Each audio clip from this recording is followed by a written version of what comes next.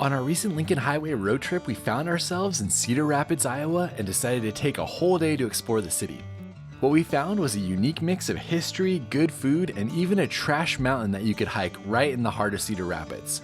So come with us as we explore one of the largest cities in Iowa and let us know what we left off in the comments. We're here for Pop's first trip to Iowa, and we're going to spend the entire day exploring Cedar Rapids. First stop, coffee. We started our day by heading down to the Czech Village and going to Cafe St. Pio.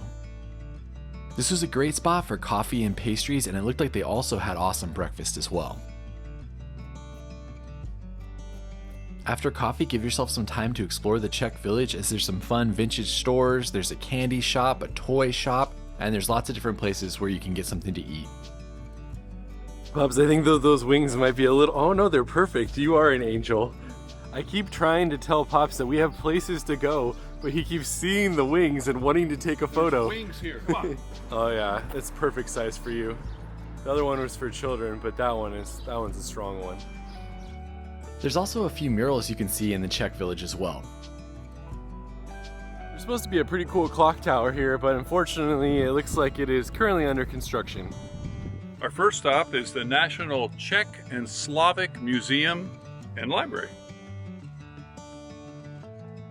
I'm going to be the ugliest Czech woman. This is a perfect video for you, right here. Oh, how beautiful. Hello, young man. This museum was opened in this location in 1983. Unfortunately, it was severely damaged by a major flood in 2008, but it was rebuilt and reopened. Since then, it's become a Smithsonian affiliate, which usually means it's a very good museum. What a unique exhibit. Each one of these, you can stand next to them and you can hear the person's individual story. Imagine your country declares independence, is occupied by a foreign power, comes under the rule of a totalitarian regime, throws off the regime, and splits peacefully into two new countries. All of this happened between 1918 and 1993 in the span of a single person's life. According to the museum's website, it exists to inspire individuals with universal themes of culture, freedom, democracy, and immigration. And I have to say, it's not something that I knew much about, but I found the exhibits and the stories shared here to be sobering and inspirational. While the museum itself is not that big, there's a lot to take in, and if it's something you're not familiar with, you're probably going to want to spend an hour or two here.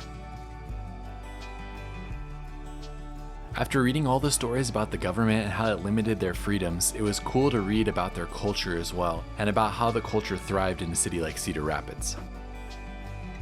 That was a very powerful museum, something that I did not know much about before I came here. Definitely worth doing, definitely really well laid out as well. And on a different note, we asked if they had traditional Czech and Slavic food in the town, and they said there's not really any place that does that currently. So we're going back to our original idea, which is what was recommended to us when we asked where to go in Cedar Rapids, and that's the Flying Weenie.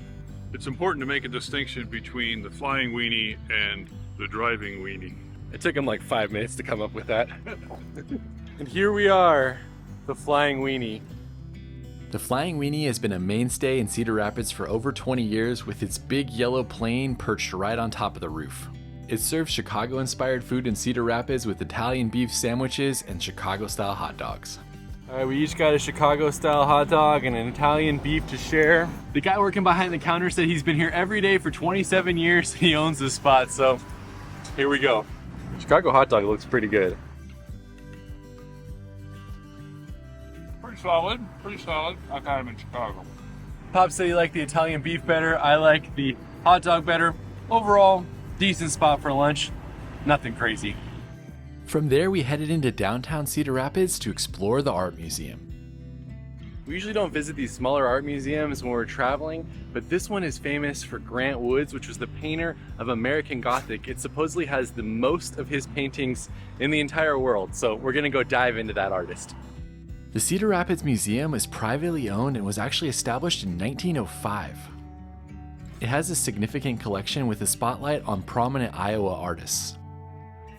If you want to do a deep dive on Grant Wood, then Pops has a video on his channel where he explores many of these different paintings in detail. A short version is that Grant Wood was born in 1891 and he became a prominent American artist for his depictions of the rural American Midwest. The collection of his work that they have on display is not as big as I anticipated, but it covers many different mediums, which is cool to see. And I really enjoyed spending some time with a famous artist and just being able to dive into his work like this. The museum is 2 floors and it's well worth exploring as it has many beautiful pieces on display. I especially liked some of the collections that they had on the 2nd floor. I love this. It's called Self-Portrait and it says, "I don't know who you are, but I need your approval." Something cool about this museum is that they have free summers, so a lot of the local businesses support the museum and they allow people to come for free in the summer. So when we came in, it was free for us to enter. Double check that before you come, of course, if you're looking for it, but I thought that was a pretty cool thing for them to do. Also, if you're wondering where American Gothic is located, that's actually at the Art Institute in Chicago with many other famous Grant Wood paintings. American Gothic! American Gothic. There's 2 other short stops you can see related to Grant Wood in the city that we're going to go do now. And if you want to see more about the artist, you can check out Pop's video that he made. I'll link it to you in the description. This is Grant Wood's studio, and you can tour this on the weekends, but we're not here on a weekend. This preserved studio is only a couple blocks away from the art museum, and this is where he actually painted American Gothic, which was inspired by a farmhouse he saw in a small town in Iowa. After leaving his studio, it's about a 5-minute drive to our last stop on the Grant Wood Cedar Rapids tour that we were doing. We are in the Veterans Memorial Building. We entered on the wrong side, but luckily they're pointing us in the right direction, and here is the famous piece of work right here. Known as Memorial Window, this piece was installed in 1928 as a tribute to veterans. The woman in the middle is around 16 feet tall, and she holds a palm branch in one hand and a wreath of victory in the other. At the base are 6 soldiers that represent the Revolutionary War, the War of 1812, the Mexican War, the Civil War, the Spanish-American War, and the First World War. It's a beautiful tribute in a beautiful building and well worth seeing in Cedar Rapids. Can't really see as much from the outside as you can from the inside. Not the same effect. Leaving here, we drove by the famous Cedar Rapids art installation known as the Tree of 5 Seasons as we continued on to our next stop. If you want to learn more about the area's history, this is the historic Brucemore Mansion. It was built in the late 1800s and you can take a tour inside, but you can't take any pictures inside. So I just wanted to show it to you in case you wanted to stop by. It's a stunning 21-room mansion located on a 26-acre park in the middle of the city. Even if you don't want to take the tour, you can always drive over and just explore the gardens, which are beautiful to see as well. All right, we got a few more things to explore in Cedar Rapids before this day is over. For our next stop, we grabbed some hiking shoes and headed over to a Cedar Rapids mountain. This is the famous Mount Trashmore. Here we go. Why is it called Mount Trashmore? It looks beautiful. I don't understand. I can answer that, Pops. In the late 19th century, this was actually a limestone quarry that was 140 feet deep and was operated for 60 years. After they were done mining here, the city decided to buy it and to create a garbage landfill site. People piled in their trash until it continued to grow above ground level into the mountain that you see today. The site collected over 6 million tons of waste before it closed in 2013, and then it was repurposed and opened again to the public as a walking and biking trail in 2018. We're halfway up Mount Trashmore and it's starting to drizzle a little bit. And yesterday when this happened, like 10 minutes later was a tornado warning, so I don't know if that's good or bad. Be sure to watch the Lincoln Highway video to see how we dealt with the tornado warning. And here's us arriving at the top of Mount Trashmore. We made it to the summit of Mount Trashmore. It's pretty up here. You can see the city real nicely. You can see actually pretty far because of such a flat country. Yeah, with how flat it is, you really can see far out in the distance. This really is a nice little urban trail, and it's cool how they reclaimed an area like a landfill and turned it into this. I remember when I was at the University of Illinois, they used to say the tallest part in southern Illinois was the pile of dirt that they made when they dug out the hole for the basketball stadium. So it's kind of a similar feel here. We both really enjoyed this hike, and it's so cool how they took something that could have been an eyesore in Cedar Rapids and turned it into something the entire city could use. The mountain biking trails especially here looked pretty awesome, and I would have loved to have tried them.